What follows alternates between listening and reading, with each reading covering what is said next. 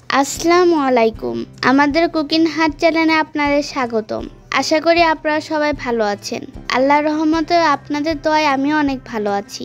এখন যেহেতু আমের মৌসুম, সেই জন্য আমি আপনাদের জন্য আমের কুচি আচার রেসিপি নিয়ে এসেছি।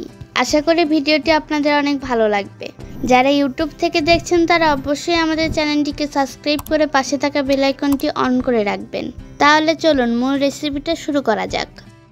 প্রথমে আমি আমগুলোকে এরকমভাবে কুচি কুচি করে কেটে নিব।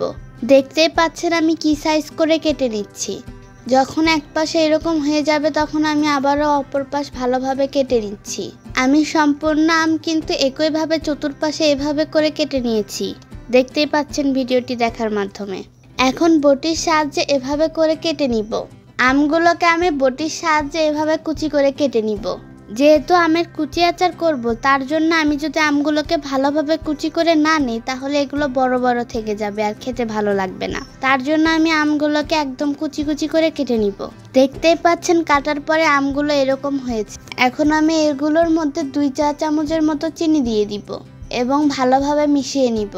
এখন এগুলোকে আমি 1 ঘন্টার মতো রেস্টে রেখে দিব। 1 ঘন্টা পরে দেখতেই পাচ্ছেন আমি কড়াইয়ের ভিতরে আমগুলোকে দিয়ে দিয়েছি। এখন ভালোভাবে নেড়ে নিতে হবে। এখন এর মধ্যে আমি আবারও চিনি দিয়ে দিব। এরপর এর মধ্যে দিয়ে দিব স্বাদ মতো লবণ। লবণটা দেওয়া হয়ে গেলে এখন এর মধ্যে দিয়ে দিব চিলি ফ্লেক্স। এরপর দিয়ে দিব 1 চা চামচের মতো হলুদ গুঁড়ো। তারপর এর মধ্যে দিয়ে দিব আচারের মশলা, যা আমি আগে থেকে করে রেখেছিলাম। এখন সবগুলোকে ভালোভাবে মিশিয়ে নিতে হবে।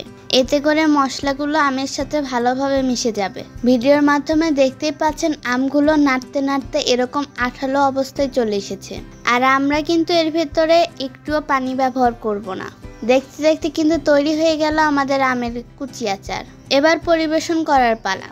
ভিডিওটির মাধ্যমে দেখতেই পাচ্ছেন দেখতে কতটা সুন্দর হয়েছে। খেতেও মাশাআল্লাহ অনেক ভালো ছিল। আমি চামচের সাহায্যে দেখে দিচ্ছি ঠিক এরকম হয়েছে। আপনারা বাসায় একবার হলেও বানিয়ে ট্রাই করবেন। আর খেয়ে কেমন লাগলো তা অবশ্যই কমেন্টে জানিয়ে দিবেন। আজ এই পর্যন্তই। দেখা হবে পরবর্তী কোনো নতুন ভিডিওতে। যারা ইউটিউব থেকে দেখছেন তারা অবশ্যই আমাদের চ্যানেলটিকে সাবস্ক্রাইব করে পাশে থাকা বেল আইকনটি অন করে রাখবেন। ধন্যবাদ সবাইকে।